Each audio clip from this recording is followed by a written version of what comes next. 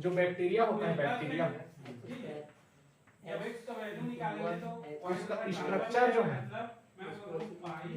Structure जो है क्या होता है, स्ट्रक्चर जो होता है वो, स्ट्रक्चर जो होता है वो सिंपल, स्ट्रक्चर जो होता है वो सिंपल होता है। किसका? बैक्टीरिया का। बैक्टीरिया का स्ट्रक्चर कैसा होता है? सिंपल होता है। लेकिन उसका बिहेवियर जो होता है, क्या बिहेवियर, जो बिहेवियर है वो कॉम्प्लेक्स होता है।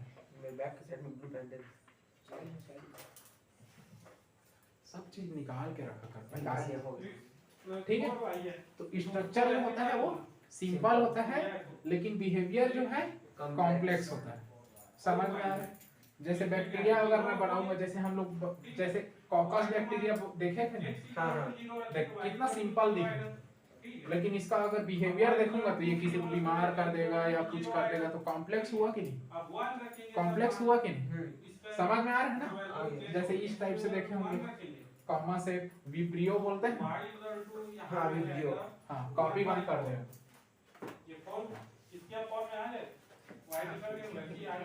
ये क्या है? ये है ऑटोट्रॉफिक।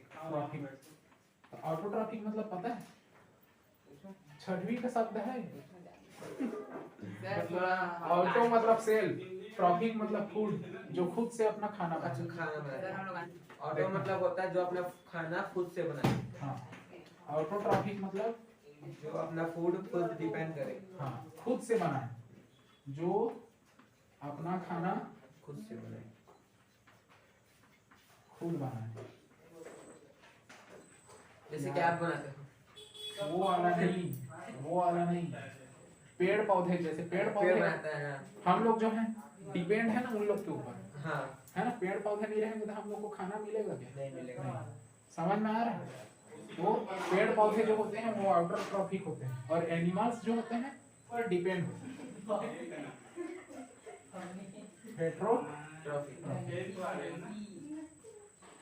हेटेरोट्रॉफिक जो दूसरे के ऊपर डिपेंड है फूड के लिए, जो फूड के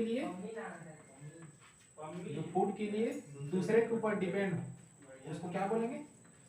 दूसरे के ऊपर डिपेंड हो,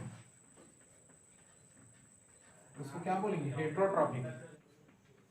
तो अपना खुद से बनाएंगे, लेकिन किससे? फोटो लाइट से। समझ रहे हैं?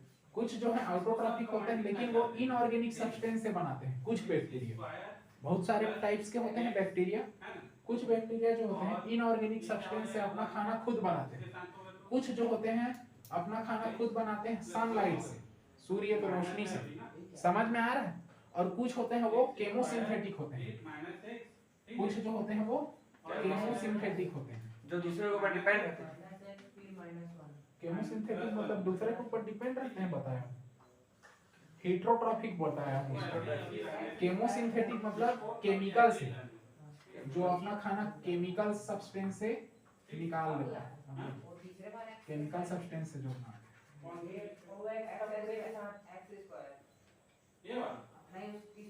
और सबसे ये जो है कुछ लोग ऐसा होते हैं, मैं बोला। और सबसे ज्यादा जो होते हैं वास्ट मतलब सबसे ज्यादा, अधिकतर। वास्ट मतलब अधिकतर। अभी मैं कुछ बोल रहा था, कुछ बैक्टीरिया, लेकिन जो अधिकतर जो बैक्टीरिया होते हैं वो कैसे होते हैं? हेटेरोट्रॉफिक। कैसे होते हैं? हेटेरोट्रॉफिक होते हैं। हेटेरोट्रॉफिक मतलब बता चुका। हेटेरोट्रॉफिक मतलब दूसरे के ऊपर डिपेंड होते हैं, लेकिन इन लोग दूसरे के ऊपर डिपेंड नहीं है, अपना खाना खुद बना रहे हैं। लेकिन कैसे बना रहे हैं? इनऑर्गेनिक से, फोटोलाइट से, केमिकल सब्सटेंस से। लेकिन ये क्या है? अधिकतर जो बैक्टीरिया जो होते हैं वो कैसे होते हैं? हेटेरोट्रॉफिक होते हैं। ये जो है कहां से बनाते हैं? कहां से लेते हैं? Dead organic matter, dead organic,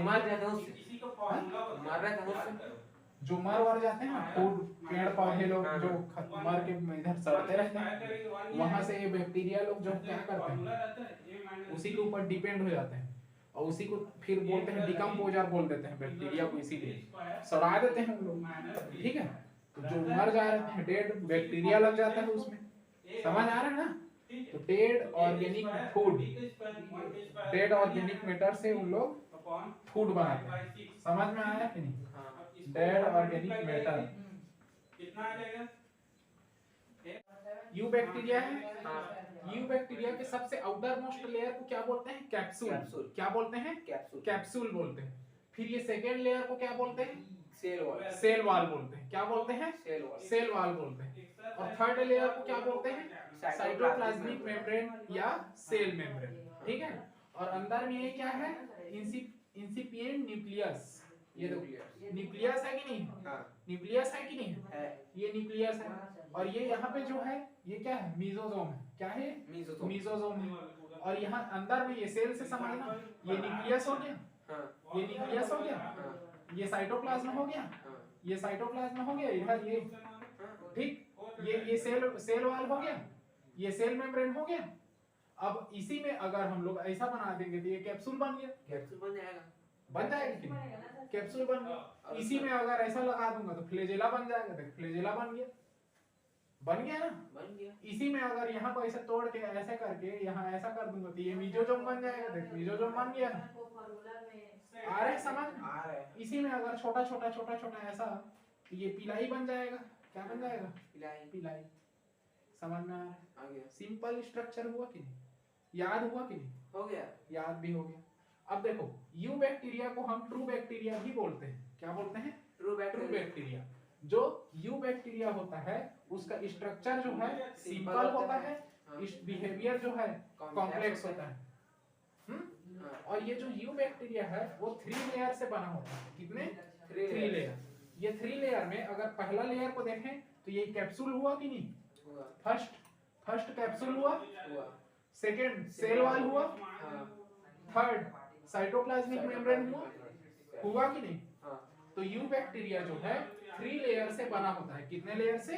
3 layer. कौन कौन सा? Capsule, cell wall and cytoplasmic membrane या सेल मेम्ब्रेन भी हम लोग उसको बोल सकते हैं। समझ में आ रहा है? ठीक। और ये फ्लैजेला क्या के लिए काम आता है? मोटिलिटी मूवमेंट करने के लिए ना, वाटर में मूवमेंट करने के लिए इसका हेल्प करता है। किसको? बैक्टीरिया को। समझ में आ रहा है?